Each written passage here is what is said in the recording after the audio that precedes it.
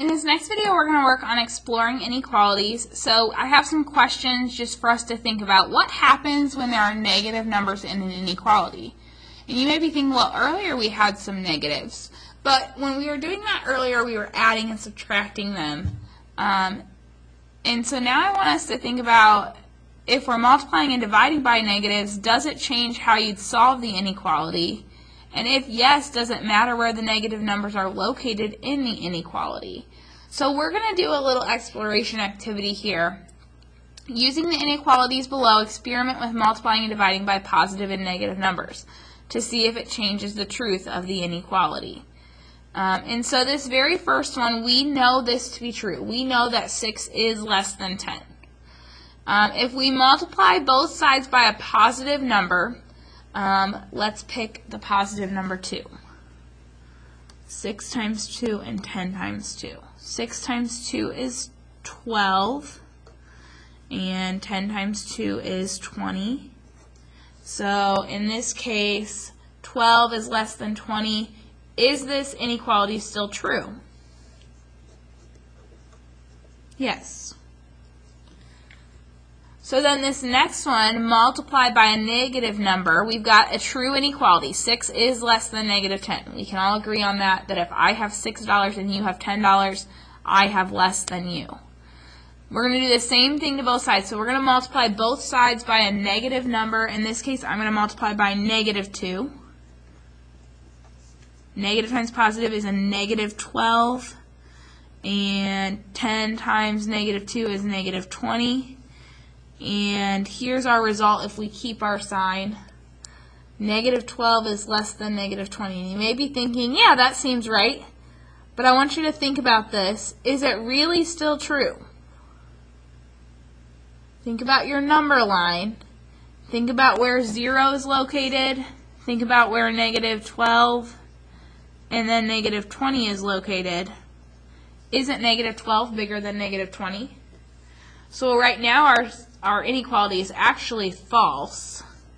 It's not true. So is it still true? No. If no, how do we fix it? Well, all we have to do is flip the sign. So we would have to flip so that negative 12 is greater than negative 20. So over here, then we have 6 is less than 10. Again, we recognize this to be true. And we're going to divide both sides, do the same thing on both sides. We're going to divide by a positive number. So I'm going to stick with 2. Divide by 2 on both sides. 6 divided by 2 is 3. 10 divided by 2 is 5. And if my inequality symbol stays, is this still a true statement? Is 3 less than 5? Yes. Now let's divide both sides by a negative number over here. Let's divide both sides by a negative 2.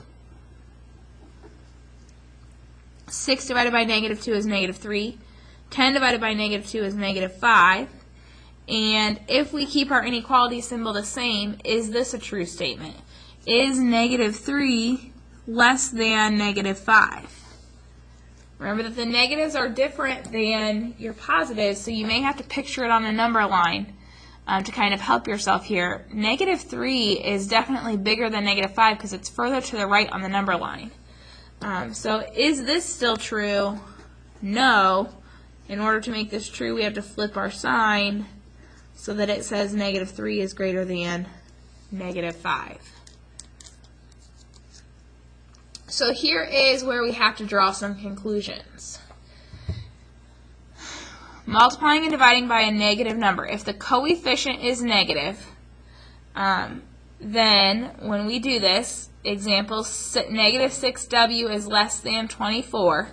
If we divide both sides by a negative 6, in order for this inequality to stay true, we have to do what to our symbol? Our symbol right now is a less than symbol. We have to flip it to be greater than negative 4. Same thing over here. We have z divided by negative 5. I'm going to put that negative with the integer here.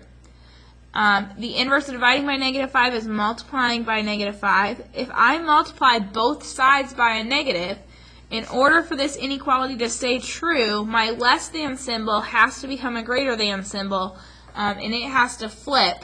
And then negative 1 times negative 5 is a positive 5 because a negative times a negative is a positive. And if we tried some of those values, z greater than 5, let's pick 10. If 10, because 10 is bigger than 5. 10 divided by 5 is 2, but it's negative 2. Is negative 2 less than negative 1? Yeah. If we would have kept our symbol less than 5 and we put in a 0 here, 0 divided by negative 5 is 0, but 0 is not less than negative 1. So we see that we do have to flip our sign to keep these solution sets true. So when you multiply or divide, and I'm going to add these two words, both sides is super duper important that we do it to both sides, because I'm going to show you an example in a little bit where we don't do it to both sides. When we multiply or divide both sides by a negative number, we must flip the inequality sign.